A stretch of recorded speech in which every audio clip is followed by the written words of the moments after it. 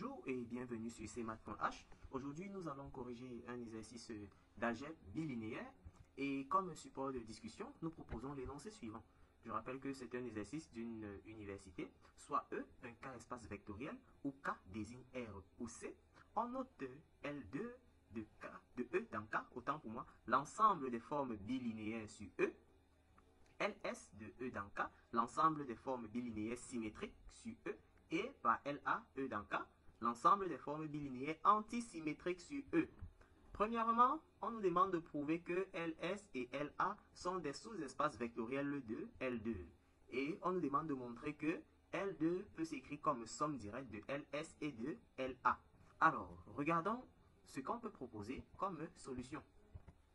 Premièrement, on va montrer d'abord que l'ensemble des formes bilinéaires sur E est un K-espace vectoriel. Ça, c'est un bonus parce que rigoureusement, on n'est pas obligé de montrer.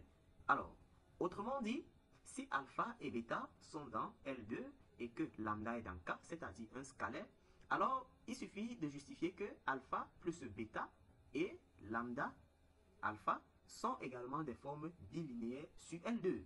C'est ce qu'il faut justifier pour aboutir à la conclusion que L2 est aussi un espace vectoriel. Alors, démonstration. Soit donc alpha et bêta pris dans L2. Voilà. Donc, je considère un alpha comme celui-ci et un bêta que je prends dans L2. L'étape suivante, c'est quoi? C'est de prendre un lambda dans K. Et comme on a mentionné plus haut, il suffit de montrer que alpha plus bêta est dans L2 et que lambda alpha est aussi dans L2. Pour cela, qu'est-ce que je fais? Je prends un x dans E. Comme alpha et bêta sont dans L2, alors je considère les fonctions alpha x et bêta x, naturellement définies de E dans K, qui sont des formes linéaires ou bilinéaires si vous préférez plus précisément. Donc, leur somme est encore une forme linéaire, ou en particulier une forme bilinéaire, et lambda alpha, parce que c'est le produit d'une forme bilinéaire par un scalaire. Donc, c'est également une forme bilinéaire. Alors, de même si je prends un y qui est fixé dans E et que je considère alpha.y plus bêta.y et lambda alpha.y sont également des formes linéaires. Pourquoi? Parce que alpha et bêta sont déjà des formes linéaires. Donc, la conclusion que je peux tirer, c'est que quels qu'en soient les cas, alpha plus bêta est une forme linéaire et que lambda alpha est également une forme linéaire, en particulier bilinéaire, c'est-à-dire des éléments de L2 de E dans K. Donc, la conclusion logique qu'on peut tirer ici, c'est que L2, E dans K, est bien un K espace vectoriel. Maintenant, entrons dans notre exercice proprement dit. Supposons donc de plus que alpha et bêta sont des formes symétriques. Voilà, ce sont des formes bilinéaires symétriques. Pour cela, on va poser un phi qui est égal à alpha plus bêta. Et pour tout x et y pris dans E, on a donc phi de alpha, phi de x, y égale à alpha xy plus bêta de xy. Alors, je vais changer la position de x et y. Ça va me donner alpha yx plus bêta yx. Naturellement, cela est possible parce que alpha et bêta sont des formes bilinéaires symétriques. Ce qui me donne donc phi de yx. Car alpha et bêta sont symétriques. Donc, la conclusion logique que je vais tirer ici, c'est que phi est aussi symétrique parce qu'elle s'écrit comme une somme de formes bilinéaires symétriques. De même, si je considère le produit par le scalaire alpha, je tombe aussi sur une forme bilinéaire symétrique. Cela montre bien que les formes bilinéaires symétriques forment un sous-espace vectoriel de L2, E dans K. Alors, à l'étape suivante, on va faire exactement le même traitement avec les formes bilinéaires antisymétriques. Pour cela, on va prendre alpha et bêta, cette fois-ci antisymétrique, et phi comme étant la somme. Et on va faire le même jeu que tout à l'heure, c'est-à-dire on va prendre phi de xy comme ça. On va voir que ça nous donne alpha de xy plus bêta de xy. Là maintenant, lorsqu'on va permuter en alpha de yx, on constate qu'il y a le moins qui va apparaître là, naturellement, parce que la forme est antisymétrique. Pareil au niveau de bêta de yx, le moins va ressortir parce que la forme est antisymétrique, ce qui nous donne moins phi de yx. Pourquoi? Parce que alpha et bêta sont antisymétriques. Donc, phi qui est égal à alpha plus bêta est antisymétrique. De même, si je considère avec le scalaire alpha, je vais faire ressortir le moins qui est à ce niveau et voir que ça me donne moins alpha, moins lambda alpha de yx.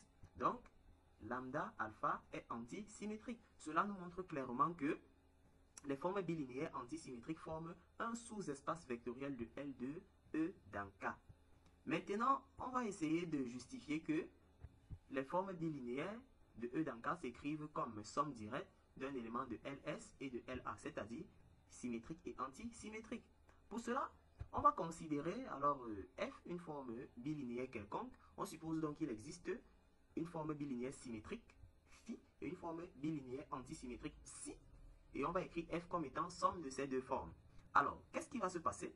C'est que on va prendre notre forme bilinéaire, d'accord, pour tout x et y pris dans E2. On va prendre f de xy qui s'écrit comme phi de xy plus psi de xy. Je note cette relation étoile.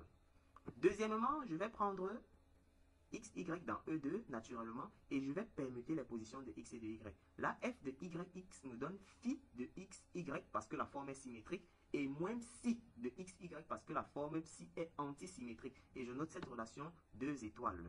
Alors, la conclusion logique qui va aboutir, c'est que si j'additionne ces deux quantités, je vais trouver phi qui sera égal à 1 demi de f de xy plus 1 demi de f de yx. Et en faisant la différence de ces deux relations, je vais trouver psi qui est égal à 1 demi de f de xy moins f de yx. Alors, on vérifie facilement que phi est symétrique et que psi est antisymétrique. Et on voit bien que f s'écrit comme phi plus psi. Alors, ce qui nous reste à montrer maintenant, c'est que l'interséction est nulle. Donc, je vais prendre G dans l'interséction, c'est-à-dire G est symétrique. Donc, G de xy égale à G de yx. Comme G est aussi antisymétrique, donc G de xy égale à moins G de yx. Si je fais la somme membre à membre, à ce niveau, je vais me rendre compte que j'aurai ici 2G de xy qui serait égal à 0. Donc, G est identiquement nul. Alors, donc l'interséction nous donne la forme bilinéaire nulle. Comme j'ai la somme et j'ai l'interséction qui est nulle, je peux donc conclure que j'ai le résultat qui est la somme directe entre les deux. C'est ici que s'achève cette première partie. Rendez-vous à la prochaine pour la suite.